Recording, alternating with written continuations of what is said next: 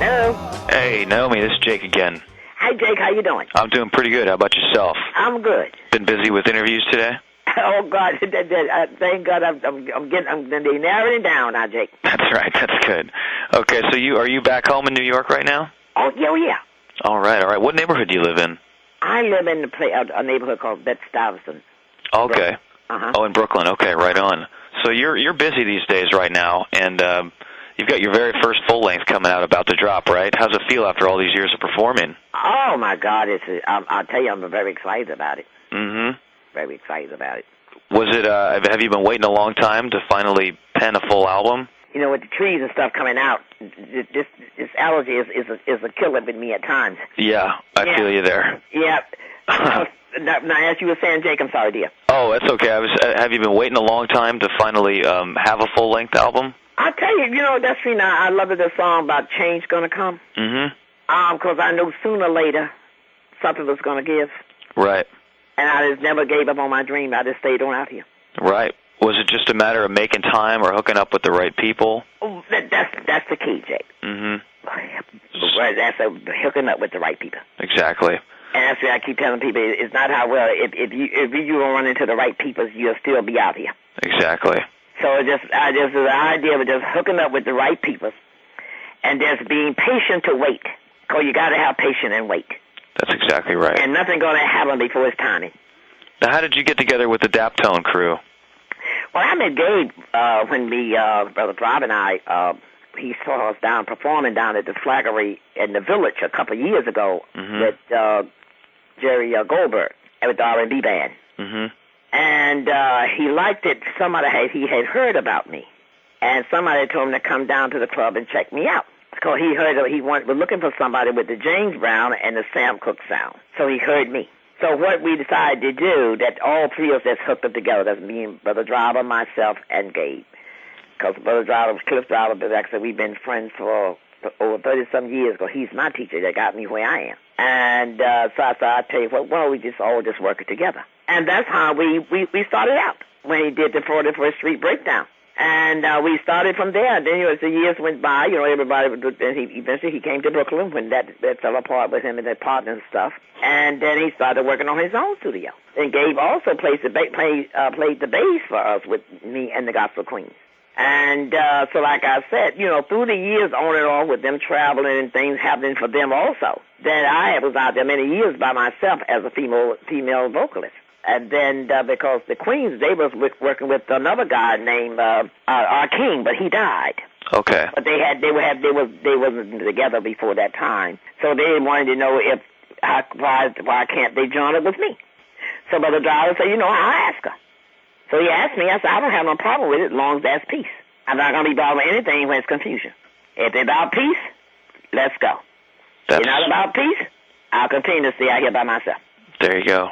Now, you grew up in Alabama, right? Yes, I did. What can you tell me about your musical upbringing out there? Okay, Jake, I've been singing as far as I know since the age of 6. Mm-hmm. And we all grew up with 2 more sisters. We was what you call the Davis sisters of Midway, Alabama. And my dad and mom was very supportive of us. And like I say, my dad was a contractor, so he designed and built houses. And he had built the studio which is between Tuskegee and Union Springs. And so he would take us up there on a Sunday morning, and we would broadcast at 6 o'clock. And then we would come back home and family have our breakfast, and then we would get dressed for service for church. Then in the afternoon, we would also go out singing at various house of worship in the Midway area there. Then as the time went by, then my older sister, she moved away, and then it left me my other 2 sisters. Then eventually Shoemaker moved away. Then I eventually graduated from high school, and I left. Then I started joining bands out here in different parts of the country. So did you kind of have the travel bug? Was that something that just appealed to you? Yeah, but when I left, I graduated from high school, so I came to New York. Mm-hmm.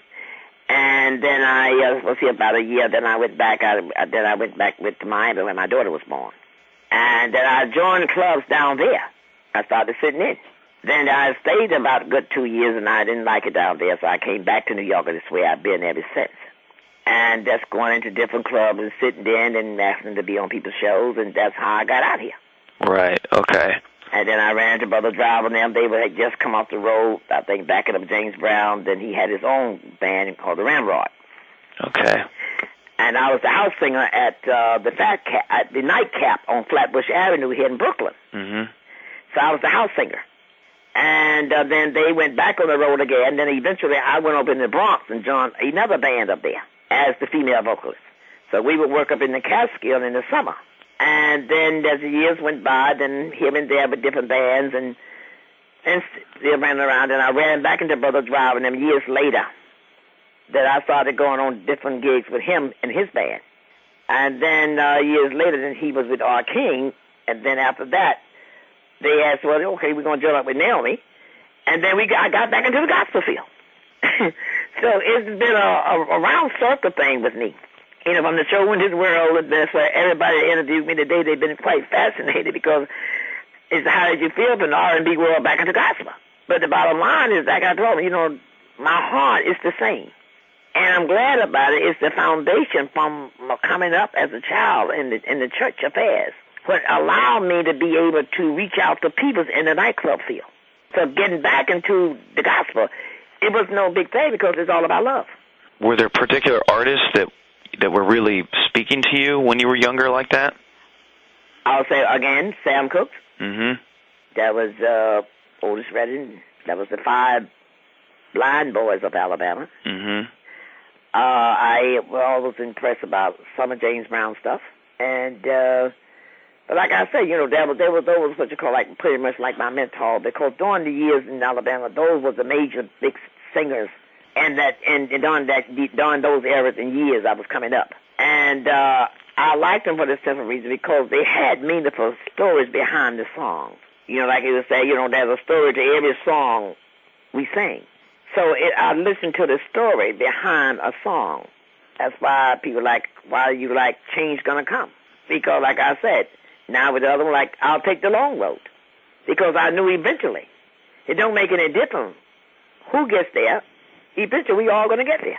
So, but like I said, I have been inspired behind those people as, I would say, as some of my mentors that I admired. So you were actually in touch a little bit more with the male vocalists than, say, maybe the Detroit girl groups going on and stuff? Oh, definitely so. Yeah, definitely so. Because, see, I'm not one of these sweet singers. Okay. No, I have always been touched by male groups. No, I could definitely see the Sam Cooke in there, too, with the storytelling and stuff. That makes a lot of sense to me. Oh, you do see it? Oh, yeah, I see it all right. Yeah. So, like I said, no, I've always been in touch. I've been one of these people that, if I'm going to get into singing, I got to get into it. Mm-hmm. You know, I can't be standing up there and, no, that's not me. You know, I'm just one of these people that you got to belch it out, and it's a message in my story. Right. Songs. Right. So I got the message. I got to get it over. I got to get it out to the people. So it's like I tell people it's a story like you kicking out there. Because why I can kick it out? Because it's something that I have went through and lived through. Because if you don't feel anything within yourself, it's hard to deliver a message that you don't feel it. See, I don't like go through life just going through the motion. You know, I'm just up here singing because I'm just singing. It don't really mean nothing. No, I don't want to do that. I don't want anything in life that I'm just going through the motion. It's got to be sincere. It's got to be real. Got to have soul. Gotta have soul. Soul is love. That's right. That's what it is. Tell me about the role of faith in your music. Faith?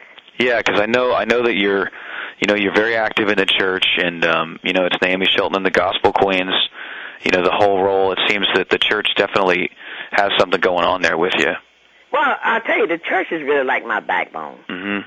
Because you got to have some kind of faith that you got to hold on to. Because even when everything else have weighed you down and people have turned their back on you, and people say, Jake, this ain't working that way, you say, oh, my God, where do I go? So you need your little quiet place. Mm-hmm. And that's where faith steps in.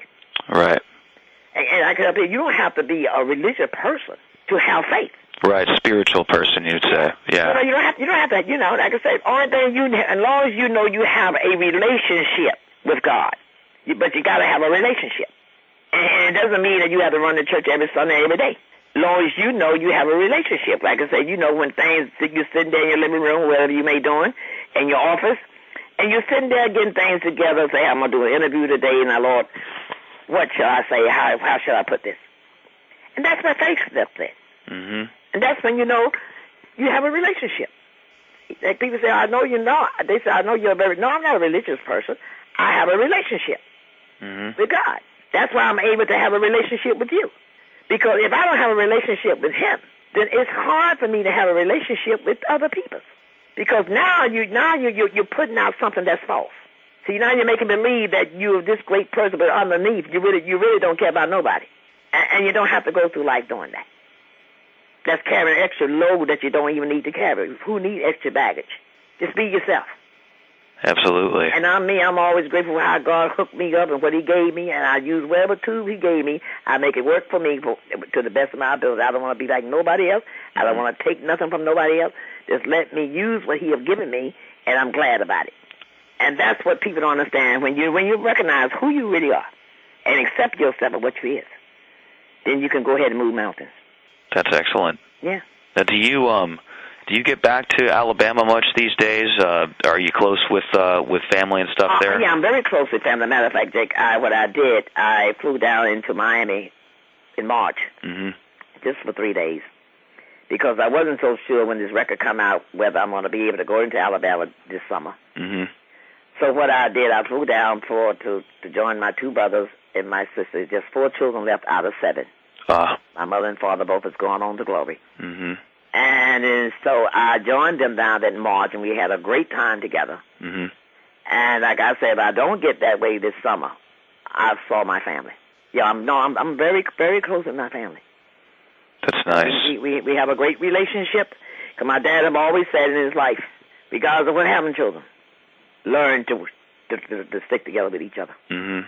Learn to love each other.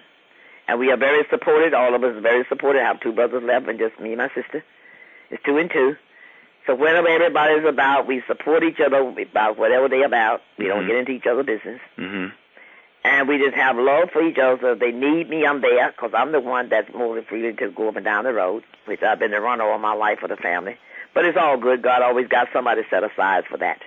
And so like I said, that we're doing great. And my sister, she lives in Alabama, in Eufaula.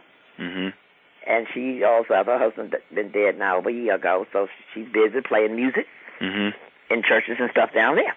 So she's still carrying out her talent and her gifts that God has given her.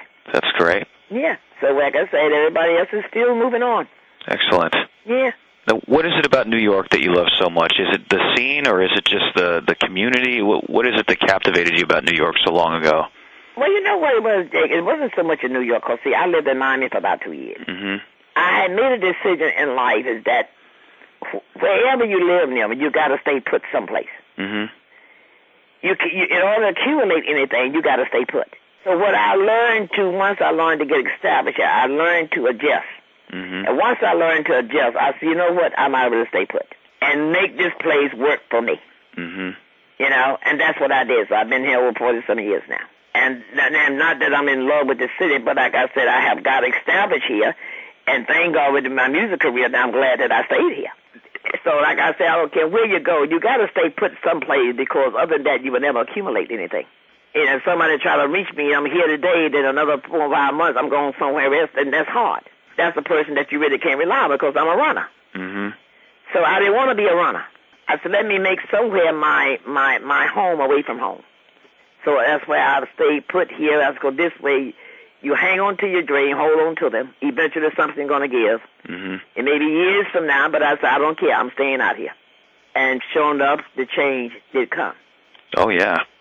Then when you got into the studio to record the album, did you kind of summon up some extra, you know, did it just feel different knowing that you were getting in there to finally put down a full-length record? Oh yeah, I was just very excited. Well, I thank you, Lord. I was saying it to myself that this is a first step. Now I'm getting ready to see some of my dreams come true. You know, and but meanwhile, I say I'm just going to hold on. You know, 'cause for a while it took so long because he gave them on off the road. They was busy. But I said, okay, it's all good, 'cause when they come out, it's going to be well worth the wait. Right. So we just kept busy doing our little engagement here and there, and just kept the faith. That's all. So that's great, because, you know, you hear about people, whether it's meeting somebody special or whatever, it doesn't matter when it happens in their life, but it still feels great. And that's kind of what you're getting from this album, huh? Yeah. Yeah, I said, it doesn't matter, you know, but like I say, I know eventually, when it does come, it's going to be well worth the waiting. You know, so like I said, when it started to happen, I was the Lord, I thank you.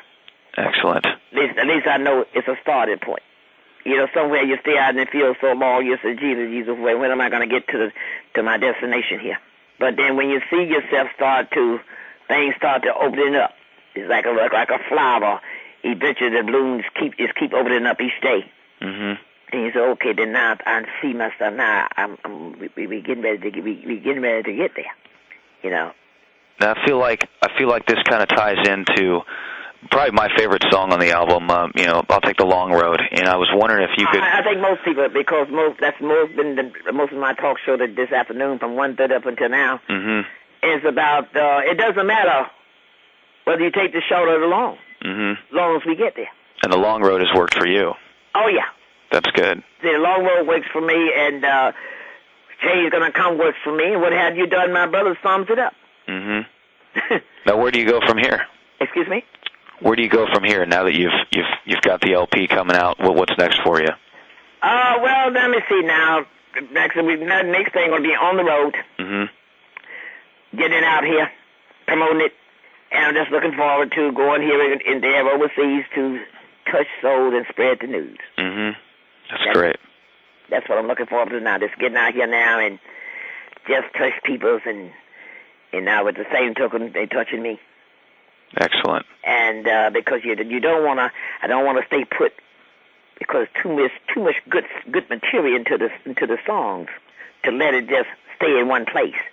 See, I tell God every day to expand our territory. So you don't want to just keep all the chocolate in your house. You got to get it out there for somebody else to taste some. Right. And while they taste it, I want to be able to touch them. There you go. As they taste it. That's good. Yeah. Well, I thank you very much, Naomi, for taking some time today to chat with me. Jake, I say, I thank you so much, darling, that you didn't find it'd be robbery for you to take out some time to have a talk show with me. Oh, yeah, absolutely. And I just really appreciate that and find that you had love in your heart to call and to help us get us all out there, because it's people like you and all the rest that in the background is helping us to get forward. Thank you, Naomi. I do appreciate that, and may God continue to shine and bless you and your family, your father, everybody for Father's Day, and just continue to be successful whatever you're doing, because whatever you do, and I wish the best for you, and I know God will make things happen for me. Thank you. I hope we see you out on the West Coast sometime. Okay, God bless you. Have a good one. Bye-bye.